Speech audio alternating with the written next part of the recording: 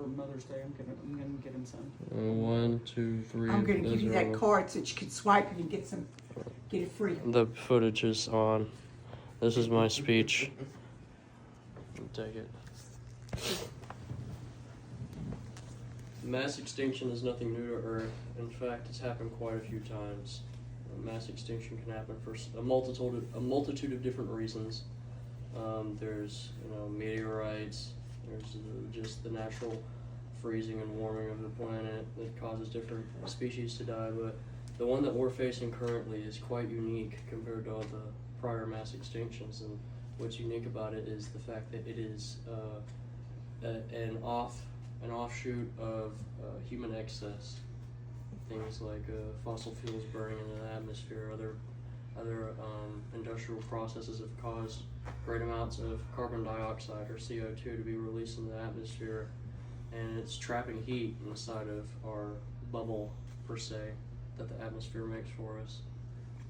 According to NWRNL and climatic change, if trends would continue in the direction they're going with global warming, approximately 1 billion people will be exposed to increased water resource stress, around 450 million will be exposed to river flooding, and 1.3 million extra will be flooded in coastal floods each year.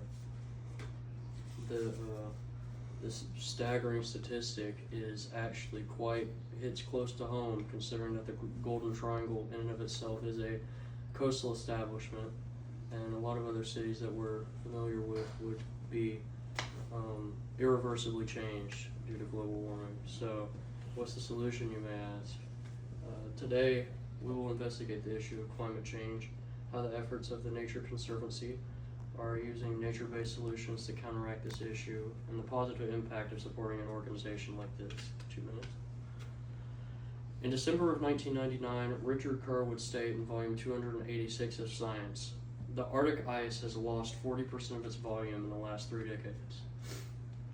Now, considering this study was done in 1999, and we are still in the midst of a climate crisis, you can only infer that the amount of Arctic ice that has lost its volume has gotten exponentially worse. And with that comes flooding, and with flooding comes entire coastal cities like Amsterdam, New Orleans, Venice, all of those cities by 2030 will most likely, or very possibly, be submerged underwater.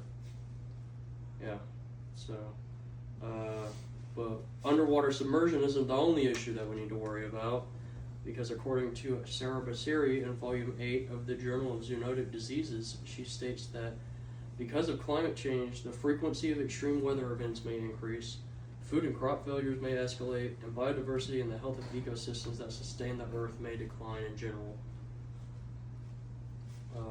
Since 2024 was the first year we hit 1.5 degrees Celsius above pre-industrial levels, it begs the question, like how do we reverse this? What's the course of action? And the course of action lies around you. No matter what you do, it's always there, and it's nature. According to C.M. Roberts in Philosophical Transactions of the Royal Society B, conserving and restoring natural habitats is among one of the most cost-effective emission mitigation strategies available. And this is so because plants and other biological forms feed off of CO2, well, many of them do, especially trees and other flora that you may find outside during their energy creation process. They go through something called photosynthesis. I'm sure all of you have heard of it. And in photosynthesis, the plants absorb CO2 from the atmosphere to create fuel. So the thing that is simultaneously being destroyed by climate change is also its bane.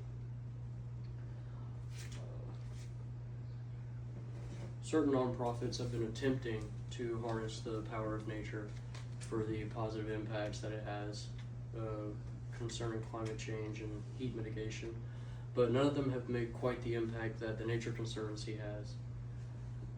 In volume 32 of Biodiversity and Conservation, Kelly Mwudu would state that political advocacy for emission reductions is essential if biological changes were to be kept within reasonable limits. The Nature Conservancy is not only trying to bring about more flora and fauna and restore these environments that have been ravaged by climate change, but they are also trying to bring about policy change and other economic factors that would lead to the reduction of human emissions created per year. If the Nature Conservancy would be continued with support, they have a very feasible goal of storing or sequestering 3 billion metric tons of CO2 by 2030, yearly. And with that, that would be very helpful for the environment. It would not only would the environment be able to recover from the climate change, but it would also, I kind of lost my train of thought. I'm just going to move on to the outro. By supporting the Nature Conservancy, you assist in the defeat of a very looming threat to Earth's harmonic balance. And today, we took a look at climate change as an issue, the effects the Nature Conservancy are using with nature-based solutions to counteract this issue, and the positive impact of supporting an organization similar to this. Because supporting something like the Nature Conservancy means that you don't stand idly by in the face of adversity. It means that you are part of the solution.